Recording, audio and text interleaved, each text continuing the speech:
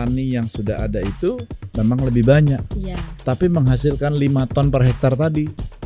Kalau anak mudanya dicuci pikirannya, diganti mindsetnya, bisa menghasilkan 15 hektar. Yang bagus kita ambil. Tapi saya lebih percaya bahwa agen perubahan itu adanya di anak muda, bukan di non sewu bapak ibu yang sudah lebih dulu jadi petani dengan rata-rata tingkat pendidikan kelas 5 SD. Tidak mengecilkan mereka sama sekali tidak. Tapi kalau mau kita menuju yang lebih baik dan kita tidak dikalahkan oleh Vietnam, ya harus ke arah situ. Sistem pendidikan pertanian kita harus menuju ke arah vokasi. Inovasi pangan di Indonesia sebetulnya sudah dilakukan sejak ratusan tahun yang lalu. Di Keraton Jogja sendiri tercatat ada ratusan, bahkan mungkin mendekati angka 1000 menu-menu baru dibuat oleh para kreator inovator pangan dari zaman-zaman sebelumnya. Di mana para inovator pada saat itu berpikir bagaimana caranya menciptakan makanan yang memiliki rasa baru yang akhirnya akan bisa disukai oleh sultan yang bertahta untuk disajikan kepada para tamu-tamunya. Inovasi ini mestinya tidak berhenti, di mana kita sudah lebih global. Indonesia harus mengambil panggung yang lebih luas bagi inovasi pangan dan untuk gastronomi di dunia. Melalui Pangan Fest ini bisa menjadi batu loncatan untuk kita bisa meraih panggung yang lebih besar bagi pangan dari Indonesia.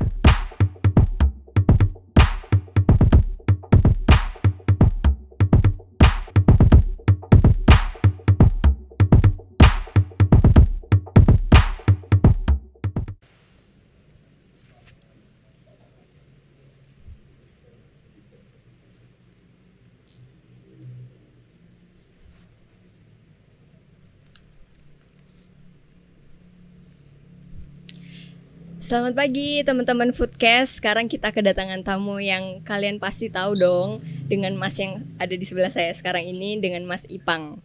Jadi Mas Ipang ini merupakan seniman dan juga pelopornya industri kreatif. Benar ya Mas Ipang? Ya gitu.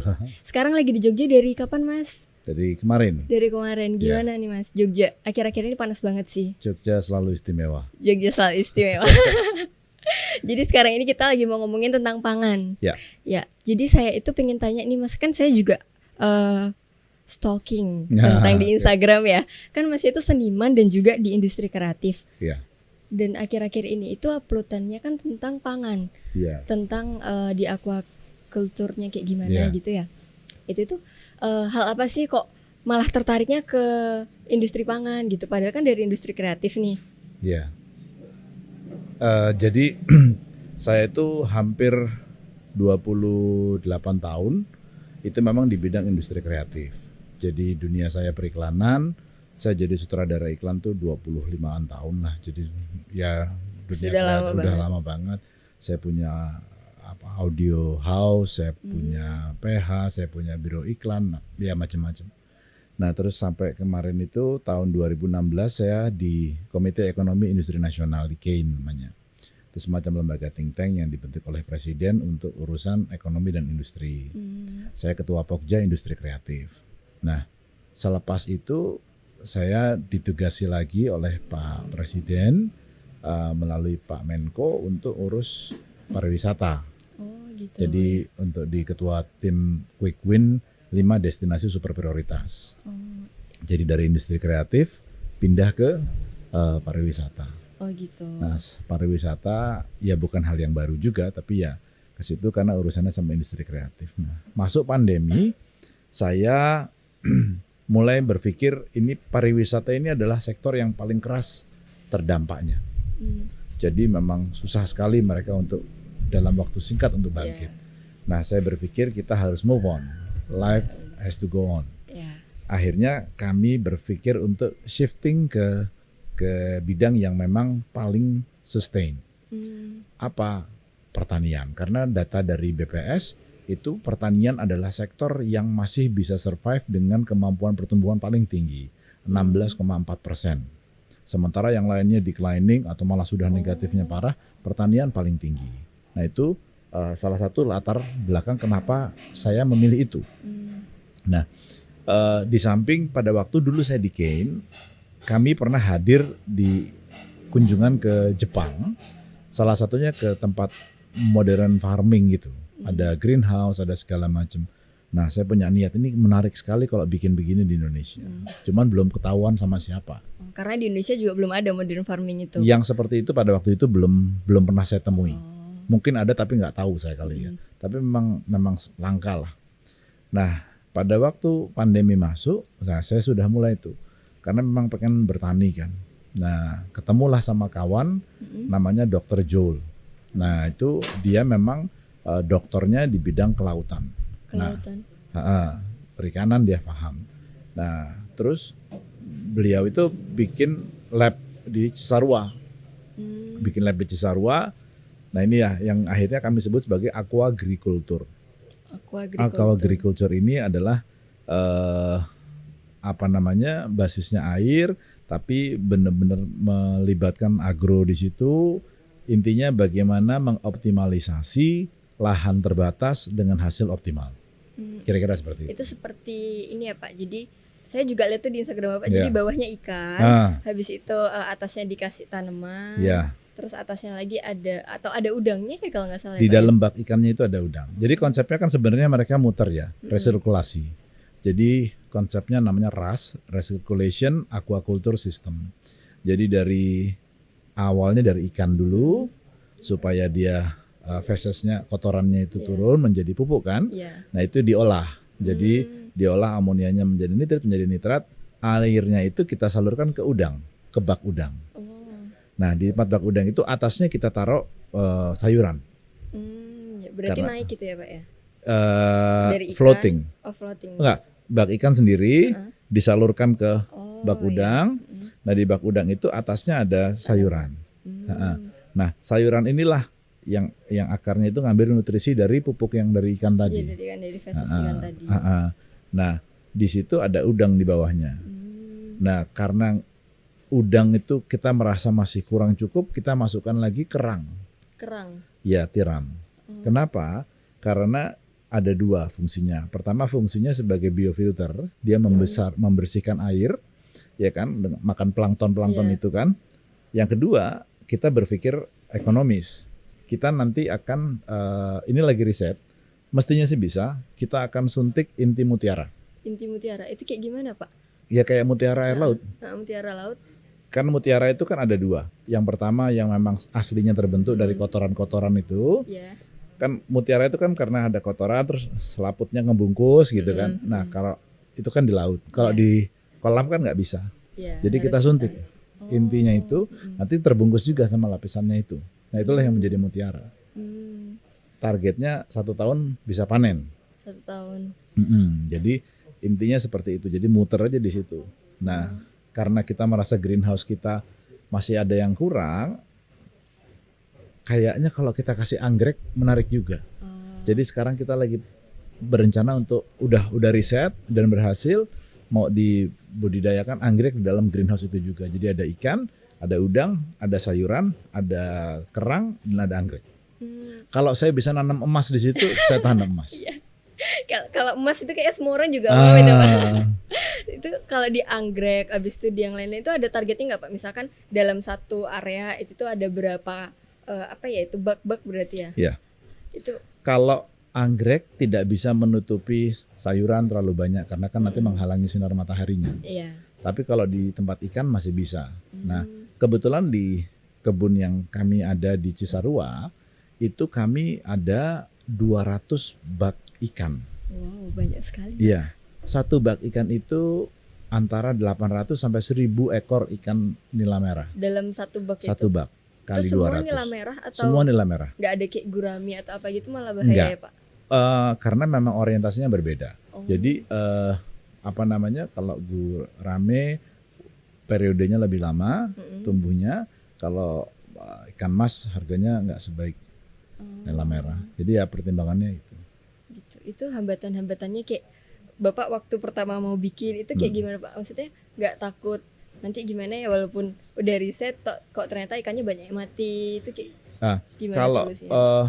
karena sebelumnya ini di kebun riset sudah dikembangkan oleh Dr. Jul ini, walaupun skalanya masih skala lab, cuman luasnya 20 kali 30 meter, ya, 20 kali 30 meter. ya 600 meter persegi ya. Total semua lahan mereka cuma 2000 meter, sementara di tempat saya 4 kalinya. Jadi sudah mulai banyak kebun bak ikan, bak udang itu ada 100 bak udang yang atasnya sayur kan. Iya. Kalau di lab itu cuma ada 26. Jadi memang skalanya langsung meningkat 4 kali lipat. Nah, ketakutan ya pasti ada, tapi apa sih, nggak ada resiko? Iya, benar sih. Iya kan? Iya. Kalau artinya dalam skala kecil segini sudah terbukti berhasil, ya kita coba aja. Nah sekarang saya lagi mengembangkan lagi yang 2 hektar. 2 hektar. Iya. Itu outputnya nanti akan kemana Pak? Jadi Nah, ikannya.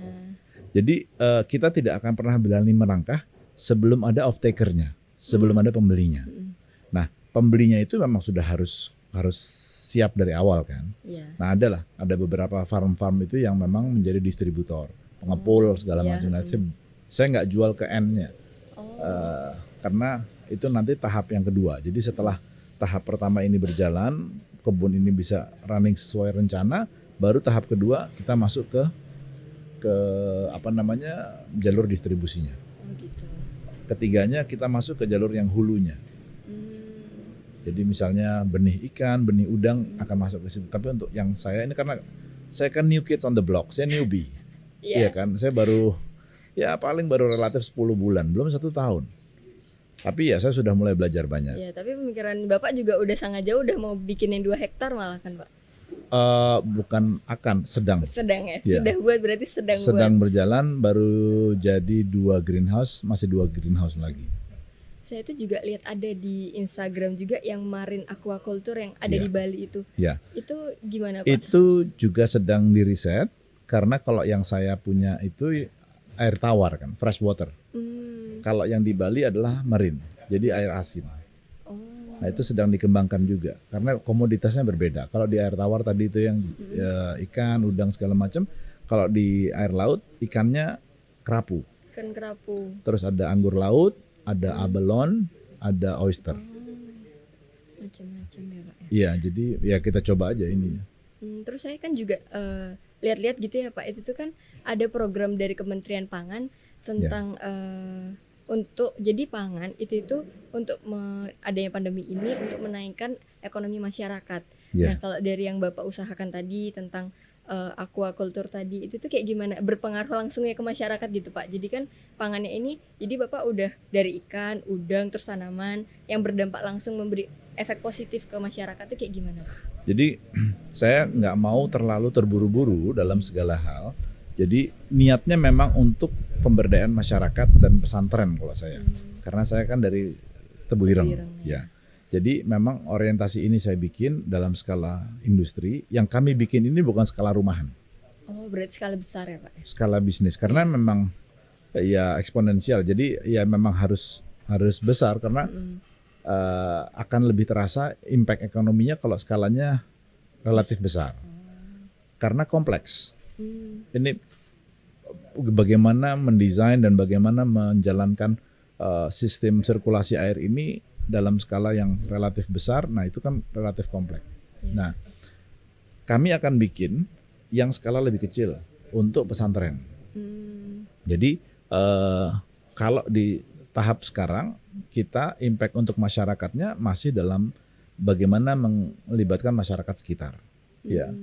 Tapi memang target pertamanya itu dulu. Nanti begitu dia sudah jalan, baru tadi mau pesantren, mau desa. Nah kita lihat lagi outputnya apakah nanti untuk dijual untuk ekonomi atau untuk dikonsumsi masyarakat sekitar atau di pesantrennya. Nah itu bisa seperti itu. Nah jadi harusnya akan bisa di copy paste untuk modul-modul yang lebih kecil.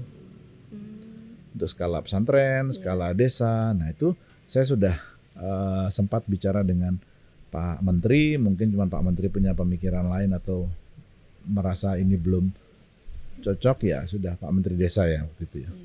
Nah jadi ya nggak apa-apa, karena menurut saya kita harus melakukan sesuatu, nggak usah menunggu apapun di saat kayak gini gitu. Iya, itu berarti kok pesantren yang ngelola pasti pesantrennya nantinya gitu ya Pak, atau tetap dari Bapak? Nah, Pesantren itu bisa dalam dua hal. Yang pertama kita bikin, mereka kita latih.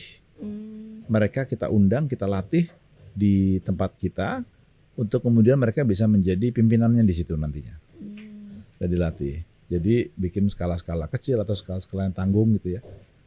Yang kedua, yaitu pun konsumsinya untuk internal mereka. Misalnya makanannya ikannya ya sama ikan nila itu, tapi kan sayur itu berhubungan sama ketinggian. Jenis sayurnya. Yeah. Kalau ketinggiannya di bawah 500, otomatis selada akan susah tumbuh. Iya, benar, Pak. Nah, itulah kalau misalnya kayak di Jombang itu nggak tinggi. Nah, kita harus milih yang lain. Yeah. Tapi kalau misalnya milih yang tidak ekonomis, artinya tidak memiliki sisi ekonomi, ya buat apa? Kecuali mau dikonsumsi sendiri, gitu kan. Nah, jadi itu untuk internal, untuk konsumsi internal. Yang kedua adalah untuk bisnisnya.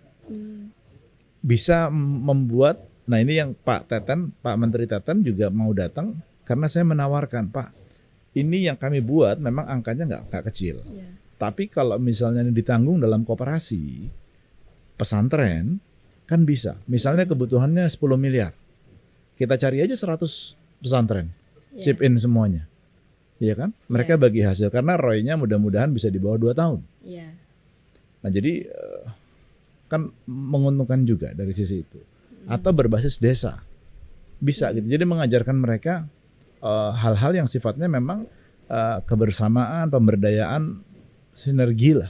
Kolaborasi. This is the power of kolaborasi. Zaman sekarang bahasanya kolaborasi, zaman dulu gotong royong. Ya, tentunya juga sama generasi milenial sekarang ya, Pak. Nah, Kalau generasi milenial kan saya sendiri ya, Pak. Ya. Kemarin juga ada podcast dengan Pak Amal Ghazali, Ya.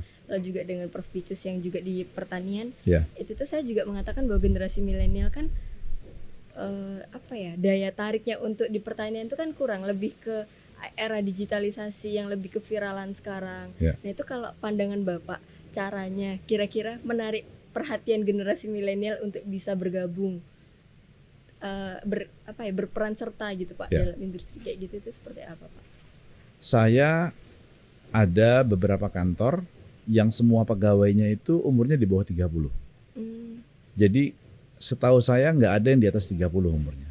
Paling ya 31, 32 adalah, tapi milenial semuanya. Ya. Saya juga kemarin sempat jadi senior advisornya Gojek. Ya, itu milenial semua. Iya, Jadi memang dunia milenial itu udah sehari-hari buat saya nggak ada yang aneh. Ciri khas dari milenial ada beberapa hal. Yang pertama, milenial itu anti mainstream. ya, anti mainstream sekali. Iya kan? Ya, suka Nggak dengan mau. tantangan. Suka ada tantangan. Hatinya tulus. Nggak kepengen diatur-atur segala macam. Iya. Ya. Nah, yang kedua, milenial itu penuh dengan terobosan. Inovasi-inovasi. Inovasinya baru. itu. Nah, coba kita lihat apakah menjadi petani secara konvensional itu dianggap anti mainstream dan terobosan apa enggak? Kalau misalnya enggak, udah pasti nggak mau. Waktu di industri kreatif, kami juga sama. Kendalanya sama. Kenapa susah sekali nyari pengrajin-pengrajin, pengukir-pengukir Jepara yang muda-muda? Susah, karena mereka lebih suka untuk menjadi buruh. Petani juga sama. Iya. Karena tantangannya kurang. Nah, tapi apakah itu berarti kita menyimpulkan bahwa milenial itu nggak mau bertani? Nggak juga. Iya. Jadi kemarin ada kawan-kawan dari Agrinas. Agrinas itu Agro Industri Nasional. Mereka membuka lamaran untuk anak-anak muda yang mau gabung dalam inovasi tani ini. Yang daftar tahu nggak berapa? 15.000. Wow, itu kapan, Pak? Paling baru sebulan ini. Udah dilaksanakan? Pendaftarannya sudah, pembukaan. Jadi sekarang lagi sibuk rekrutmen. Agrinas. Ya. Saya baru tahu itu. Agrinas itu adalah perusahaan di bawahnya Kementerian Pertahanan yang fokusnya khusus ngurusin ketahanan pangan. Ketahanan. Isinya anak-anak muda semua. Nah, artinya itu kan menjawab Iya, kekhawatiran ada respon kita. positif. 15.000 loh, nggak bercanda. Iya, banyak sekali itu. Nah, itulah bagi saya itu nggak khawatir. Cuman memang bagi milenial ini format petani konvensional tuh memang dianggap old school. Yang konvensional, bawa panci, enggak kan gitu loh. Ya, sekarang kan Maunya bawa gadget. iya benar. Nah, kaitan sama teknologi itu, Pak. kita tantangannya gini. Milenial, siapapun mereka, itu tidak bisa hanya dikasih himbauan. Kalau kita bilang, saya menghimbau kepada milenial agar aktif, saya jamin nggak ada yang mau. Ya, harus ada tindakannya. Harus ada tindakan yang konkret, harus dipancing, ya kan? Harus dikasih contoh kayak gini jadi, gitu ya Pak. Dunia modern farming ini harus menjadi trendsetter baru bagi anak-anak muda. Nah itu tantangannya. Ya, itu yang harus kita buat. Menurut saya nggak ini. Pada waktu kita shifting, saya shifting ke pertanian ini, yang respon semua anak-anak muda. Karena bagi mereka yang saya lakukan keren. Iya kan? Bangga jadi petani. Ya bangga petaninya pakai sneakers. Ya terus kenapa nggak apa-apa dong? Iya kan? Inovasi baru kan Pak. Jadi, iya. Jadi petani gak cuman kotor-kotoran, yang panas-panasan kayak gitu. Yang lucu adalah mertua saya beberapa waktu lalu datang, ibu mertua saya ke sana, ke kebun, mau ke kebun dah. Terus bawa satu tas lah gitu. Begitu sampai di kebun, saya lihat ngapain Bu bawa tas ini? Ternyata isinya sendal jepit. Loh kenapa? Enggak, habis takut kotor nanti sepatunya kalau kena tanah. Ternyata dia tidak menemukan tanah. Lawang di dalam greenhouse. Terus ada rumah villanya juga Eropa banget stylenya, pakai pagar putih, ngeliat di Instagram kan. Iya kayak gitu. Karena memang visi saya terhadap sebuah modern farming ini adalah menjadi tempat yang nyaman untuk orang datang di situ. Ini adalah agrowisata buat saya. Ini dunia saya, jadi industri kreatif nyampur sama pertanian, nyampur sama pariwisata. Tinggal sedikit lagi nyampur sama UMKM. Satu bidang menggeluti semuanya itu Pak. Iya, ini zaman kolaborasi. Kita harus sinergi semuanya. Nah, satu hal temuannya adalah gini. Dari semua startup itu, yang jumlahnya berapa sih startup itu 20 ribuan kalau nggak salah. Cuman 1% yang menggeluti pertanian, coba bayangin. Dari 1% itu, kebanyakan justru ngomongin fintech dan ngomongin jualannya, marketingnya. Marketplace lah, apa segala macam. Platform apanya. Iya, tapi tidak ada yang membantu, sangat sedikit yang membantu di produksi. Padahal yang diperlukan adalah produksinya. Utamanya produksi, kalau nggak ada produksi kan nggak jalan juga Justru Pak. itu makanya. Fintech nggak ada yang salah, marketing nggak ada yang salah, tapi bagaimana memproduksi ini dengan saat yang tepat. Di kebun saya yang paling susah adalah ngatur siklus Mbak. Ngatur siklus apa Pak? Siklus produksinya? Siklus produksi, jadi 100 bak sayur yang bawahnya udang, sayur itu 27 hari. Sayur hijau 27 hari, sayur merah 32 hari. Sayur merah itu adalah bayam merah, selada merah gitu. Pokoknya hijau lebih cepat daripada merah. Tapi saya mau naik ke dalam baknya barengan. Otomatis proses seedingnya kan harus dibedakan 5 hari. 100 bak saya bagi dalam 5 set. Jadi kenapa? Karena saya nggak mau panennya barengan. Saya mau panennya per 2 hari sekali. 2 hari sekali panen per 5 bak. Otomatis kan siklus seedingnya kan juga diatur, ya kan? Itu belum lagi kebagi yang tadi, yang merah dan yang hijau. Ya kan? Belum ngomongin ikan, belum ngomongin udang, belum ngomongin tiram, belum ngomongin anggrek, ya kan? Kan semua kompleksitasnya kan kerasa. Belum ngomongin pakan, kapan mesti ini, kapan mesti itu, segala macam. Itu akan susah kalau dihafal apa cuma ditulis. Jadi akhirnya saya melibatkan application. Jadi kayak kita kontrol dari aplikasi gitu ya Pak? Sekaligus notification untuk ngingetin. Besok akan begini, besok ini begini. Jadi udah gitu. Karena kalau enggak pasti akan miss. Berarti di sana tuh tetap ada orang-orangnya atau udah pakai mesin-mesin yang bakal otomatis gitu Pak? Menuju ke sana, tapi menurut saya kalau saya pakai gitu terus akhirnya pemberdayaannya gimana dong gitu loh, ya kan? Ya, walaupun untuk skala industri nanti kami lagi mendesain supaya valve itu kan kuncinya air ya. Supaya oksigennya bagus. Nah, itu ada valve-nya itu harus digitalisasi. Harus ada IoT di situ. Cuman bagaimana menyeimbangkan itu aja. Kalau ngeliat di YouTube kan luar negeri kan canggih gitu kan. Kalau saya sih ngeliatnya ya Ya mungkin bisa, tapi investmentnya kan jadi mahal sekali. Iya, penuh dengan IoT karena kalau yang saya lihat juga di YouTube itu Pak. Ya, ya, ya memang IoT memang harusnya menuju ke arah situ gitu. Tapi kan ya nantilah kalau bagi saya itu mungkin step ketiga kali ya. Itu aplikasinya aplikasi buat sendiri Buat atau sendiri. buat sendiri? Ya, Berarti ada teknisi IT-nya juga Pak? ada, walaupun tidak in-house. Oh, udah jadi juga aplikasinya Pak? Hampir. Ada di Play Store atau gitu bisa Enggak internal, saya enggak. Oh, internal aja. Oh, Tidak untuk tidak untuk aplikasi ya. tidak untuk umum. Jadi ya kita ngebrief ke mereka mana tadi ya.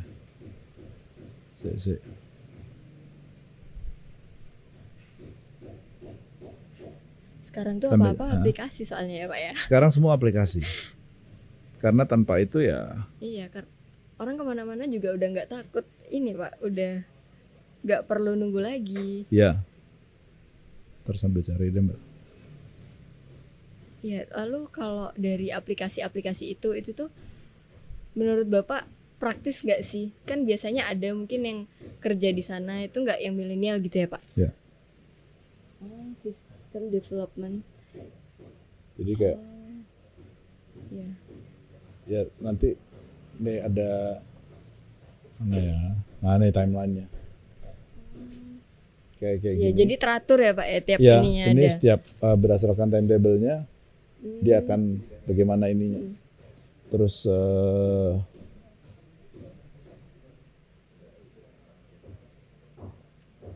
Berarti semuanya itu termasuk terrecord pembagian ya. ada adminnya, super adminnya, terus apa segala macam. Biar bisa tahu. Jadi saya juga tahu kapan saya akan panen ikan, saya Iya. kapan akan panen udang, karena benih ikan itu kan masuknya beda-beda timingnya. Iya, apalagi kalau ada yang mati, ada yang itu kan Iya. Pak. Nah, oh ya, berarti walaupun kemana-mana tetap bisa dipantau ya Pak ya. Iya. Itu tuh kebunnya Plus CCTV. yang plus CCTV juga bisa dipantau di situ Pak. Iya dong harusnya. Kebun yang di Cisarua itu Iya. dibuka untuk umum gitu nggak Pak? Misalkan kayak buat wisatawan gitu atau nggak? Terbatas. Terbatas? Jadi beberapa kawan-kawan yang mau datang ya diizinin tapi tidak terbuka untuk umum. Oh, Nggak, jadi misalnya datang by appointment. by appointment aja. Karena biasanya ya kawan-kawan kayak kemarin Pak Mensesnek datang ke situ. Pak Mensesnek yang paling hobi datang ke situ Pak Ustadz Yusuf Mansur. Oh, Senang bener. Terus ada beberapa kawan-kawan lagi, ada Pak Wamenhan, karena kan urusannya ketahanan pangan kan. ya. Jadi diskusi sama beliau, terus ya ada beberapa kemarin di Rut Pertamina, di Rut Waskita, ya mereka pengen ngobrol, jadi pengen supaya CSR-nya mungkin arahnya ke arah situ. Gitu. Ngomong-ngomong tentang ketahanan pangan tuh Pak, saya tuh ada baca tentang kawasan rumah pangan lestari. Ya. Itu tuh kayak manfaatkan lahan kita yang kosong untuk pangan itu. Ya. Itu tuh menurut Bapak, kan sekarang tuh kayak tren juga orang-orang banyak yang karena pandemi ituin tanaman gitu. Apakah itu tuh hanya tren atau nanti setelah selesainya kita keluar dari pandemi, apakah pangan itu tetap bertahan gitu Pak? Jadi misalkan Ya. kita kan udah nanam-nanam, ternyata kita udah punya kesibukan masing-masing gitu. Ya. Gini, yang namanya tren itu tidak akan long lasting Iya, kalau tidak ada unsur ekonomi di situ, iya, ya kan? Prinsip dasarnya common sense adalah uang. Common agendanya adalah nilai ekonomi. Jadi kalau misalnya rumahan tadi mau itu aquaponik, mau itu hidroponik, begitu mereka menghasilkan, otomatis mereka akan addicted. iya. Wah, saya bisa 1 bulan menghasilkan 500.000. Sekarang gimana caranya supaya 1 juta? Ya kan? Iya, Artinya terpancing, iya. tertantang untuk semakin besar lagi, sampai akhirnya menjadi 1 juta, 10 juta, 100 juta, 1 miliar, ya kan? Iya. Nah di situ, nah itulah tugas pemerintah, ya, untuk membuat supaya air yang hangat tadi tetap hangat atau malah tambah panas gitu. Iya. Nah itu, jadi sebenarnya bagaimana membuat simpul-simpul titik-titik itu menjadi luar biasa, karena itu sudah menjadi tren sekarang. Iya. Nah mau caranya gimana ya, sebanyak-banyaknya aja. Pemerintah tugasnya cuma membina supaya ekosistem itu Tetap berjalan. Iya. Iya. Supaya masyarakat tetap interest sama bidang itu gitu Iya. Pak. Iya. Iya, startup diundangin. Coba bikin pelatihan begini secara online, secara offline. Saya modalin. Pemerintah gitu aja cukup. Iya benar Pak. Mm-mm. Ya karena semuanya sekarang emang serba online, apa-apa online aja bisa Semua fitcon kok. Iya. Iya. Lalu kok yang kayak gitu ya Pak, itu tuh masalah-masalah yang terjadi apalagi sekarang bedanya online sama offline kan pasti Ya. ada senjangnya ya Pak. Itu tuh gimana menurut Bapak dari offline ke online gitu Pak? Beberapa hal bisa online, beberapa hal harus offline. Jadi kalau mesti ketemu offline, ya karena kan lebih coding itu kan nggak bisa online. Ya. Belajar coding itu kan nggak bisa. Apalagi kalau belajar tentang IoT, tentang pertanian, kok kayaknya ya nggak seret gitu loh. Riuh ya kalau Iya. ya. Tapi kan kalau misalnya diatur shiftnya aja, Hmm. satu pertemuan cuma 20 orang, ya kan terbatas. Karena kalau lebih dari itu juga kan agak susah. Bahaya juga. Jadi saya bilang sih adalah menciptakan pioneer-pioneer baru ya. Hmm. Idealnya memang Kementerian Pertanian menciptakan pioneer-pioneer baru, terus justru sayembaranya adalah bagaimana membuat inovasi-inovasi baru di kalangan anak-anak muda untuk mendorong pertanian Indonesia. Bikin sayembara.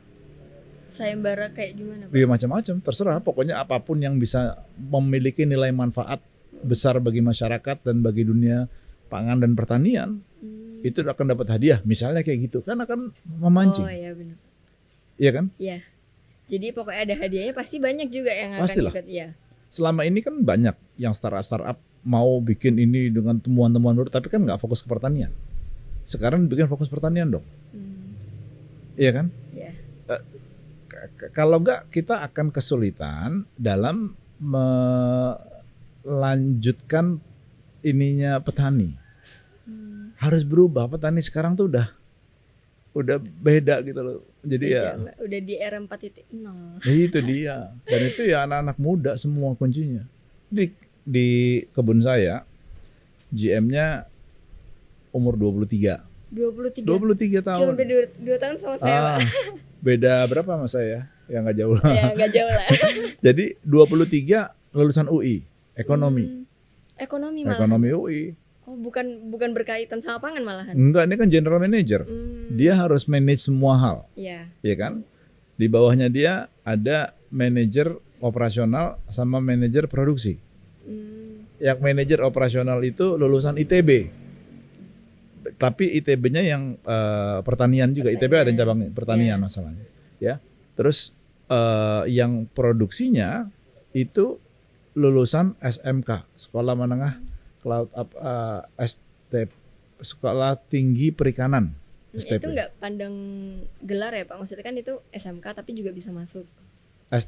Bukan SMK, Sekolah Tinggi. Tinggi Perikanan. Oh iya, Sekolah Tinggi Perikanan. Ya jadi ya karena memang dunianya itu kan. Yang satu ngurusin perikanan, yang satu ngurusin pertanian. Jadi tetap latar belakang keilmuan bagi saya penting. Dan yang paling penting itu kita gojlok. Wah itu hampir tiap seminggu 3 hari 4 hari nginep di situ. Saya bilang sama mereka, ini kedepannya akan menjadi something. Saya kepengen kalian menjadi pelopor-pelopor di sini. Jadi nanti kalau jadi food estate, kalian akan menjadi orang-orang pertamanya di food estate tersebut. Jadi kalau lu nggak pada siap, lu keluar aja dari sini. Oh kita keras. Iya benar, kan harus totalitas juga. Oh Kalau iya. udah nyemplung tak Mau ibaratnya, nyemplung, Pak. iya. Nyemplung beneran nyemplung Iya, karena ini kan bak ikan, nyemplung. Jadi memang bagi saya, ya kebetulan saya orangnya perfeksionis. Partner saya yang Dr. Jul itu juga perfeksionis. Jadi ya Jadi match banget Pak. match banget. Cuman ya gayanya beda.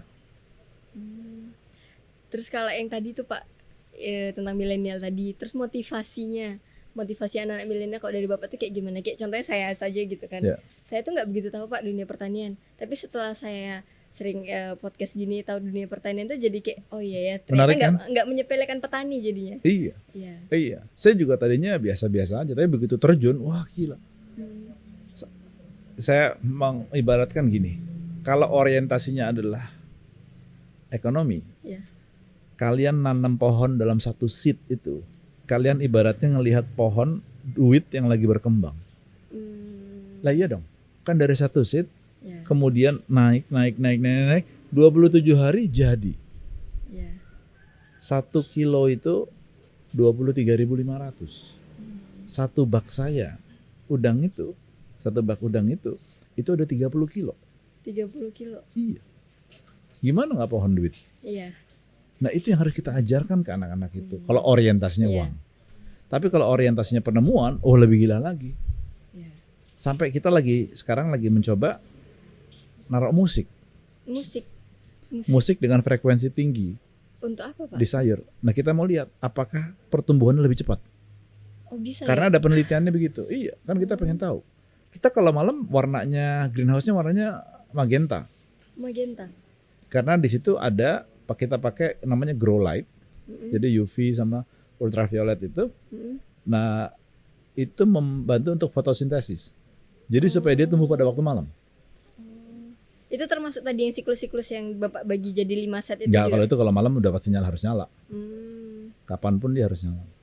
Saya tuh baru dengar, Pak, masa bisa ya musik jadi untuk ke Riset yang saya temukan begitu. Nah, ini kita lagi coba di satu bak. satu bak aja. Nah, kalau memang bisa kan menarik. Iya, saya kira tadi musik untuk yang jaga di sana supaya Nah, musik pun juga frekuensinya tinggi, klasik yang tinggi. itu juga termasuk salah satu teknologi kan ya, Pak? Iya. Iya, karena dia harus nyala cuma dari jam 7 sampai jam 10 pagi. Seru kan? Iya, seru Ya, juga ya, Pak, beberapa bisa. teman-teman, iya menurut saya ini seru banget karena ini ternyata bisa gini, ini ternyata bisa gini. Nah, itu yang bagi saya ya anak-anak muda ini semangat semua untuk wah gitu. Ya, untuk bangkit kembali kan walaupun lagi pandemi kayak gini. Iya.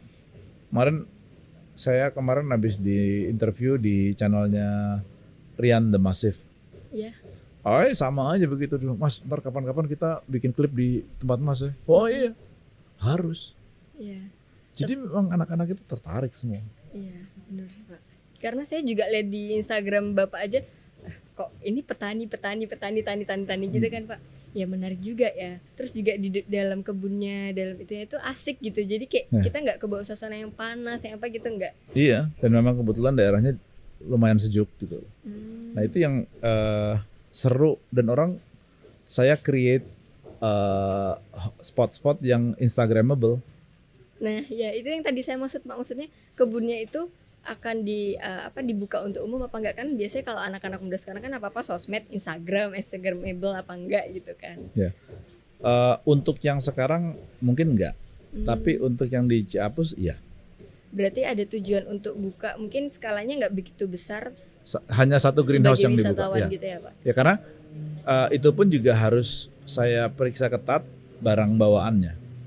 Iya. Karena Takutnya malah merusak juga. Iya, karena kekuatannya ada di air itu. Air itu kan udah kayak darah di tubuh kita. Iya. Nah, manakala ada racun yang dimasukkan, ada yang jahil, Ya, seluruh takutnya ada sistem anak-anak atau apa itu ya, Pak. iya, atau saingan bisnis kita nggak ada yang tahu, Oh iya.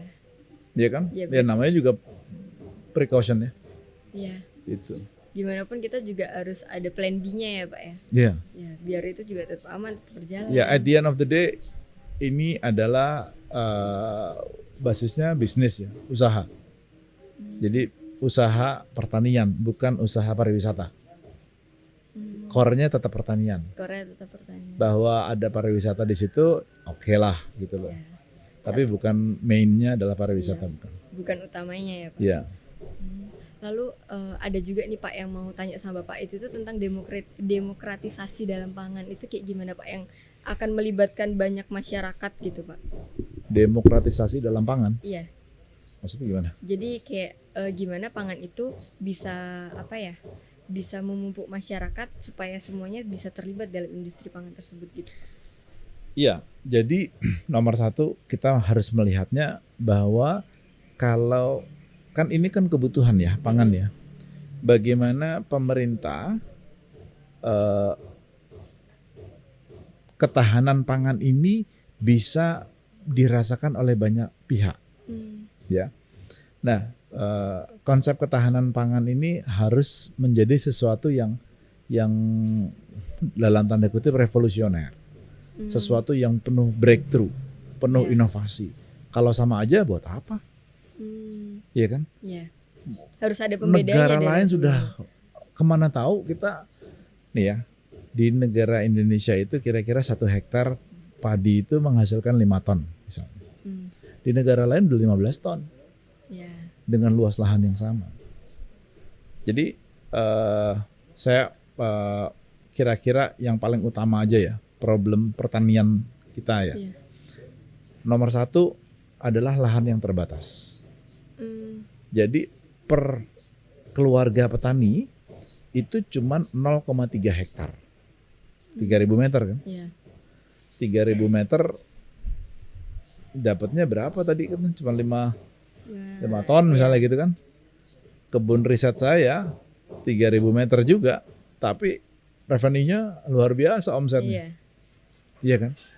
Nah, itu berhubungan sama problem yang kedua, which is produktivitas. Produktivitasnya rendah, sawah itu. Saya nggak bilang nggak boleh sawah, tapi kalau saya jadi petani, kalau saya bisa menghasilkan sesuatu yang lebih besar dari padi, saya akan ngambil yang lebih besar. Ya. Iya Pohon kan? duit tadi itu kan, Pak. Pohon duit tadi. Tapi kan saya nanam beras ini buat kita makan. Iya. Oh, kalau kita nanam sesuatu yang hasilnya 10 kali lipatnya beras, kan kita bisa beli beras di luar. Iya. Kenapa kita harus ngandung beras lagi? Kenapa Kalau kita kita harus dapat nanam 10 beras? kali lipat dari beras ya, Pak? Betul. Nah, itulah sekali lagi tugas pemerintah. Kalau memang mau ini beras, ya pemerintah aja. Tapi petani dikasih kebebasan aja. Kalau memang mereka mau nanam sesuatu yang bisa membuat mereka lebih sejahtera, kenapa enggak? Iya. Iya kan? Iya benar, Pak. Kita tidak sedang menyuruh orang menjadi petani. Kita sedang mengarahkan mereka menjadi orang Indonesia yang sejahtera. Itu. Iya.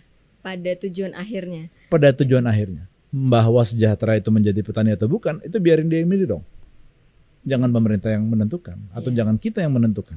Mungkin pemerintah sebagai wadahnya, sebagai pelopornya ya, Pak. Iya, artinya kita berdayakan. Jadi problem nomor 1 lahan terbatas. Problem nomor 2 adalah produktivitasnya rendah. Nomor 3 adalah SDM. Rata-rata petani Indonesia itu cuma lulusan kelas 5 SD. Iya. Jadi bagaimana caranya? Bagaimana mereka bisa menjadi aset? Kan jadi liabilities lama-lama. Bagaimana kita bisa bersandar begitu? Nah, tapi kan ada anak-anak muda. Nah, anak-anak muda nggak terlalu suka. Ya diajarin, ekosistemnya diajarin. Bagaimana caranya mereka bisa into pertanian dengan gaya mereka? Iya dong, harus dipancing, harus dirangsang. Oke, kalian bisa ngapain? Oke, kita begini. Iya. Nah, Pak, Kak, rumah saya itu kan deket banget sama sawah-sawah gitu. Ya. Dan biasanya kalau yang lagi panen ataupun lagi mau nanam itu kan biasanya sama yang udah tua tuh, udah mbah-mbah, udah Ya. nenek gitu. Nah, terus itu tuh gimana caranya ya supaya dan yang kan biasanya kalau pandangan orang yang mungkin lebih berumur itu punya pandangan mereka udah pengalamannya lebih banyak. Terus ntar anak muda yang mau join kan biasanya ada masalah, ada kesenjangan usia kan di sana, Pak. Itu tuh gimana ya, Pak? Biar bisa saling menerima, bisa saling melengkapi gitu. Betul. Pengalaman petani yang sudah ada itu memang lebih banyak. Iya. Tapi menghasilkan 5 ton per hektar tadi. Hmm. Kalau anak mudanya dicuci pikirannya, diganti mindsetnya, bisa menghasilkan Bisa lebih 15 banyak. hektar. Iya. Yang bagus kita ambil. Tapi saya lebih percaya bahwa agen perubahan itu adanya di anak muda. Bukan di non sewu bapak ibu yang sudah lebih dulu Iya, jadi sepuh, petani iya. dengan rata-rata tingkat pendidikan kelas 5 SD.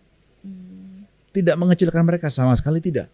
Tapi kalau mau kita menuju yang lebih baik dan kita tidak dikalahkan oleh Vietnam, ya harus ke arah situ. Sistem pendidikan pertanian kita harus menuju ke arah vokasi. Terus Pak, kalau ini saya jadi tertariknya ke tindakan-tindakannya itu kayak gimana, kan itu orang-orang yang memang udah lebih sepuh petani-petani gitu ya, Ya. Pak. Karena sekarang Bapak itu menerbitkan atau menciptakan yang baru dengan teknologi, dengan semuanya itu rata-rata milenial. Ya. Nah, terus yang sekarang ini yang kayak udah di desa-desa yang masih petani yang udah sepuh yang bekerja itu ada rencana atau ada tindakan apa gitu Pak buat mereka yang udah sepuh ibaratnya dan mungkin di tingkat perekonomian yang hanya dari tani gitu Pak. Kalau menurut saya bagi 2. Yang existing, bagaimana yang existing ini ditingkatkan taraf kesejahteraan hidupnya. Yang kedua adalah bagaimana menciptakan pioneer-pioneer baru di bidang pertanian. Jangan dijadiin satu, jangan mereka dipaksa ke situ, enggak lah. Iya dong. Jadi kita bina dengan vokasi-vokasi tadi. Nah, kayak Kudus tuh, Jarum, itu juga masuk ke arah pertanian. Mereka bikin SMK pertanian. Iya. ada lagi SMK pertaniannya yang khusus lebih IT-nya. Hmm. Nah, perbanyak yang seperti itu.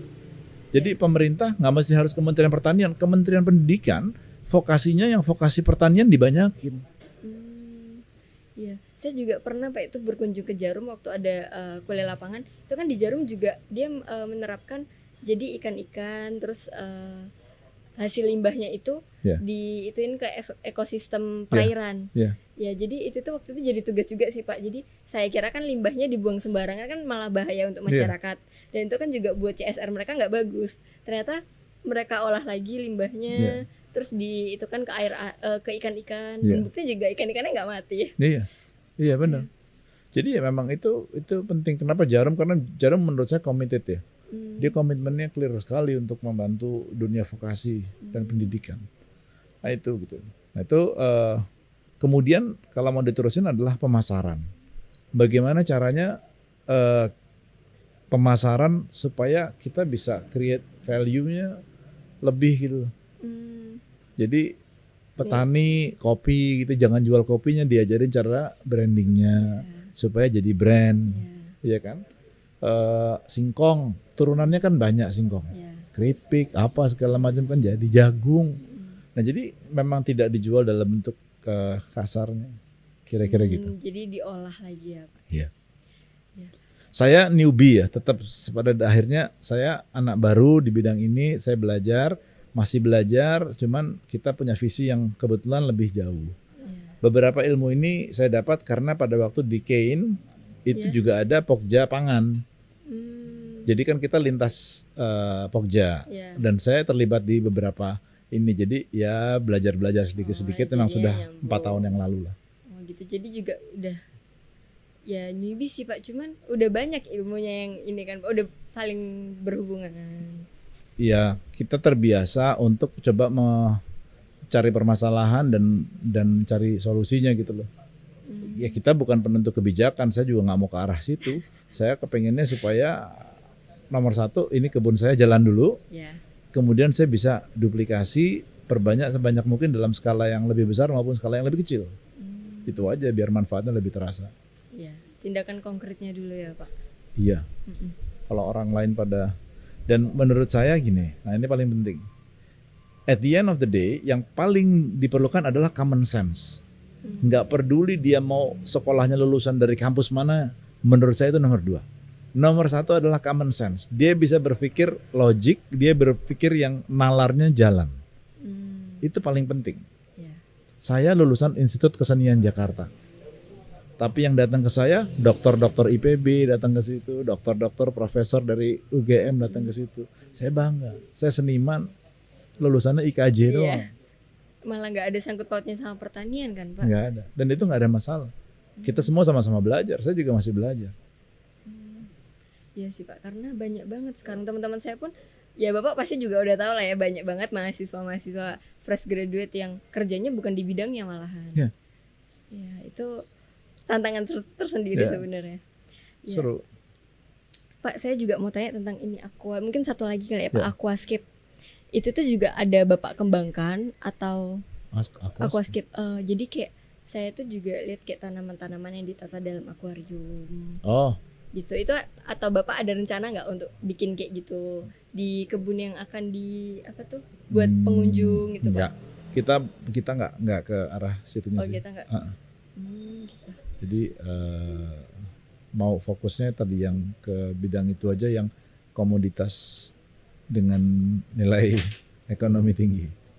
Kita bisnis, kita bukan lembaga charity. Pak. Jadi kita mau menunjukkan bahwa pertanian itu bisa menjadi bidang yang menguntungkan bagi petani. Jadi bukan lu mata duitan, enggak mata duitan. Kita bisnis. Jadi kita harus nunjukin kalau ini berhasil, saya akan adaptasi ini untuk skala pesantren dan skala desa. Saya juga kepengen punya pesantrennya maju, desanya maju. Caranya ya dengan cara ini.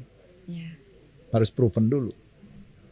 Ya Pak, semoga semuanya bisa terrealisasikan lancar Pak, amin. Terima kasih. Ya, teman-teman mungkin seperti itu dulu Pak. Ini juga ada persembahan dari Forbill Foodcast.